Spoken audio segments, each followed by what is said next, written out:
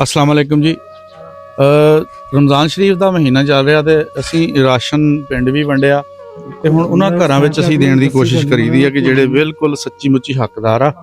ਔਰ ਅਸੀਂ ਅੱਜ ਇੱਕ ਘਰ ਪਹੁੰਚੇ ਔਰ ਇਸ ਤੋਂ ਜ਼ਿਆਦਾ ਮੈਨੂੰ ਹੱਕਦਾਰ ਅੱਜ ਤਾਈਂ ਕੋਈ ਦਿਖਿਆ ਨਹੀਂ ਹੈਗਾ। ਤੇ ਬਿਲਕੁਲ ਹੀ ਇੱਕ ਛੋਟਾ ਜਿਹਾ ਵੀ ਮਰਲੇ ਦਾ ਘਰ ਆ ਜਿਹਦੇ ਵਿੱਚ ਇਹ ਆ ਛੋਟਾ ਜਿਹਾ ਇਹਨਾਂ ਦਾ ਵਾਸ਼ਰੂਮ ਆ। ਇਹ ਬਾਈ ਹੁਣੀ ਖੜੇ ਆ ਯਾਰ ਦੇ ਬਾਈ ਨੂੰ ਰਾਸ਼ਨ ਦੇ ਬਾਬਰ ਭਾਈ। ਇਹ ਜਨਾਬ ਤੁਹਾਡੇ ਲਈ ਰਾਸ਼ਨ ਆ।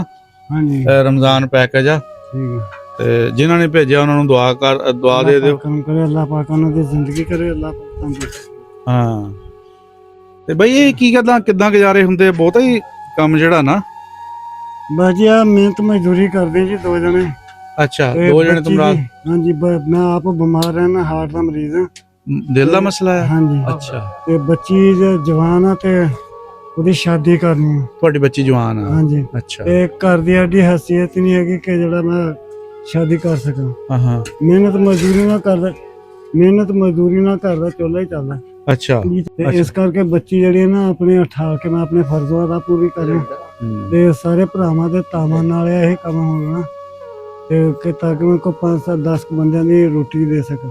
ਅੱਛਾ ਹਾਂਜੀ ਬੱਚੇ ਕਿੰਨੇ ਆ ਆਪਣੇ? ਬੱਚੇ ਆ ਜੀ ਇੱਕ ਬੇਟਾ ਜੀ 4 ਬੇਟੀਆਂ।